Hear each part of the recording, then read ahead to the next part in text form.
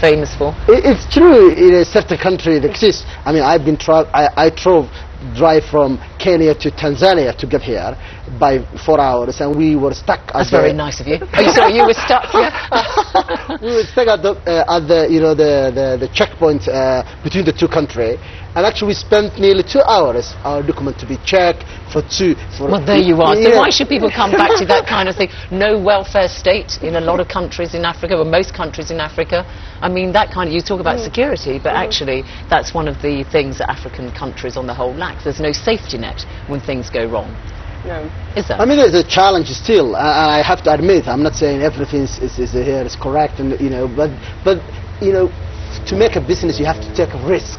And talking about the diaspora, I mean, there are those, unlike you, who don't necessarily want to actually physically relocate here, but we hear that there are figures something like $50 billion which Africans invest outside of Africa, saving, you know, when they work in Europe or America or whatever, and people are trying to set up this diaspora fund whereby they bring money from the diaspora to actually invest in the economies of their native countries. Yeah. I mean, that's one way that the diaspora can actually contribute, I suppose, to the wealth of the nation. I mean, the money coming from the diaspora, as you said, is a 50 billion being estimated. Also, direct foreign investment, I think last year it's been estimated to $80 billion coming to Africa.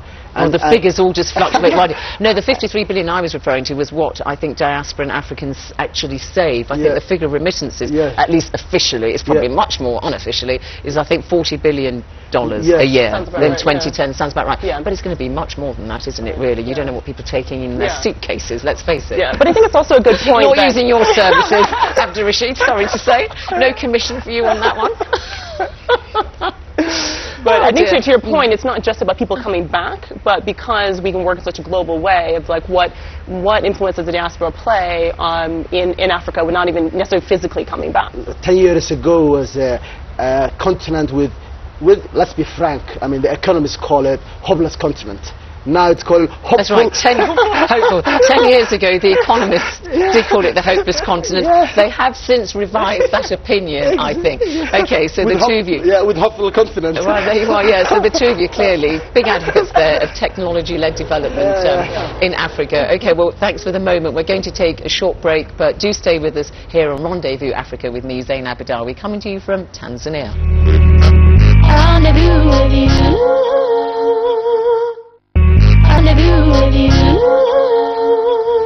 Hello and welcome back to Rendezvous Africa with me, Zain Abadawi, here in Arusha, Tanzania. And joining my guests, Isis Nyongo and Abdurrashid Douali, is one of the most highly respected people on the continent, who's been both a president of the African Development Bank and a finance minister for Ghana. Kwame Fojo, welcome to Rendezvous. Thanks a lot, Zina. And I should use your honorific Kantinka, which means you're really a lord as far as the Ashantis, you're from the Ashanti tribe, are concerned. Yes, it's a title given to any Ashanti who is able to keep his promise.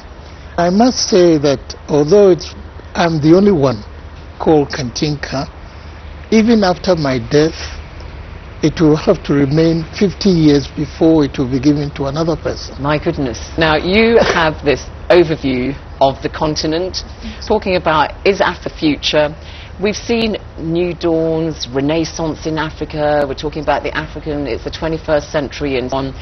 With the wisdom of your experience, do you think that this is just a flash in the pan, or is there something real this time? There is something real behind it. It is not a flash in the pan. As you may recall, China is passing through that phase. India has done it. In fact, even Vietnam is doing it. It's now the turn of Africa to showcase whatever. Because you worked with the World Bank in the 70s when you were actually in charge of India for them, and people are now talking about the African lions meet the Asian tigers. Is that where you see African countries on the whole, that they're on that kind of threshold? I saw the genesis in India from 1965 when I was working with Mrs. Indira Gandhi. All that we had to do was to map out how agriculture was going to be stage, and the result is showing now. When people talk about the green revolution that we saw in the 70s in India and elsewhere on the subcontinent, and you look at what governments were investing, it was about 20% of their budget. African countries are doing well to invest 10% of their budgets at the moment in agriculture. Well, you're right, but here, if I may be permitted to talk about Prime Minister Singh. Prime Minister Singh and myself... You're talking about Manmohan Singh of India. We were in the bank together. That's right, he was an economist. And we used to talk about how our respective continents, could be made to grow. Now, Africa now has to turn attention to agriculture.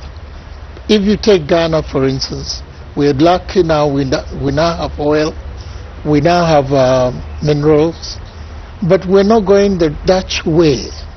We're not going to make the oil a curse for Ghana. Ghana is the fastest has the fastest growing economy, about 12% a year in Africa. I mean, overnight in 2010 it seemed to become a middle income country.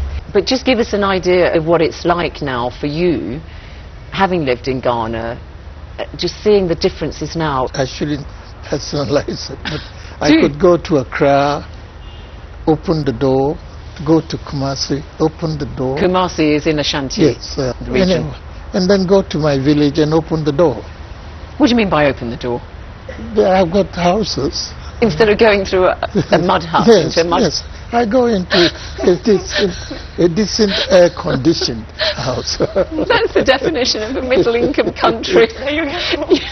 You open the door and you've got air conditioning. You've lived through Ghana, yes, being in extreme poverty, yes, all those years ago, to yes, see it become, again, the sort of golden star of yes, Africa, as you say, transformed by its offshore, yes, oil revenues. But there are worries, frankly, that that growth is not inclusive, is it? It is not inclusive, I will agree with you. We still have, slums. We still have a lot of people below the poverty line. We need to do a lot more. All right. So you have to look beyond the figures. When yes, I think to become a middle-income country, you have to have something like $1,500 yes, on average per capita, yes, per year. But some people have much, much more, and people have much less. Skewed. You're talking about this new Africa. Then you look at what's going on in Guinea-Bissau and Mali, where you've had, a coup in Guinea-Bissau, Mali being sliced in half, and so on. I mean, is that the new Africa, Kwame? No, we've moved away from that. I have lived, in Ghana, as far as I can remember, through 3 coups. In fact, I might even say 4. But now, the rule of law is what is obtaining in Ghana. Anyone who is disturbed by a soldier, he goes to court. It is now more or less the Switzerland of West Africa. It should have come much longer if we hadn't been disturbed by the coups. Ghana, when we got independence in '57, was well on the way of becoming the first African country that would have got to the middle income level. As it far had back gold, lots of gold in the Ashanti Malaysia, and so on. Singapore, and Ghana got independence the same time. Malaysia came and took oil palm from Ghana to go and grow in Malaysia. Where are they? They are ahead of us because there was no coup. So you think the coup has held back Ghana very much? Okay, African leaders with their hands in the state coffers in the till. Corruption is something we've always associated with Africa. Is that, again, something you are going to put in the past along with the military coups? I think we have a tough assignment there. It is the one area... He's honest, isn't he? Yes, it is. We have a tough assignment there because they all go, instead of making sure that they are doing it for the service of the nation, the first thing they look at is their pocket. And until we are able to set example, serious example, and in this regard, institutions like Switzerland and others ought to help us not to accept... Take all that money that's been taken out. Okay, so that's still a bad point. You agree with that corruption amongst African rulers and politicians? I think it's a real issue, and one that also links to engagement of new leaders, new leadership, which young people are actually going to go into public service and things like that. And there's a lot of disillusionment with with corruption and kind of previous generations. So that I see as also a challenge. I think there's a lot of rush to the private sector for young people, but not to the public sector. And like we look at that from the future of Africa, what is that? Abdul Rashid, what about you? Of course, it will come to rule of law, and good governance will be the key. Because if you are worried about the security, you will not invest. So, and as Isis mentioned earlier, every country has their own challenge and opportunity. You cannot generalize all African countries as a one group or other. So, and of course, corruption exists so many parts of the world. It's not a disease exclusively for Africans. Europe, corruption exists, and some other part of the world. So Africa is the future. And ISIS, and also perhaps just tell us how you think, if you agree with that. When I look kind of to the future, I think that what we'll see is that the relationship between Africa and the world will be much more equal. And I think that at least what I've seen the last experience since the last, however odd years, is that Africa's always been kind of on the second footing, right?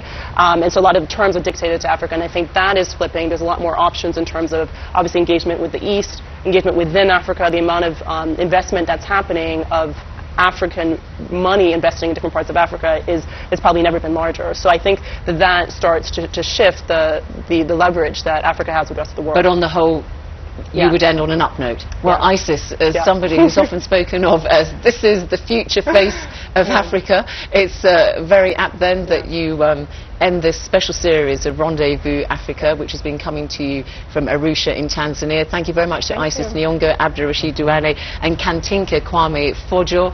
And that ends this special series of Rendezvous, which has been coming to you from Tanzania. Till our next rendezvous, from me, Zainab Badawi, and all of the team here, goodbye.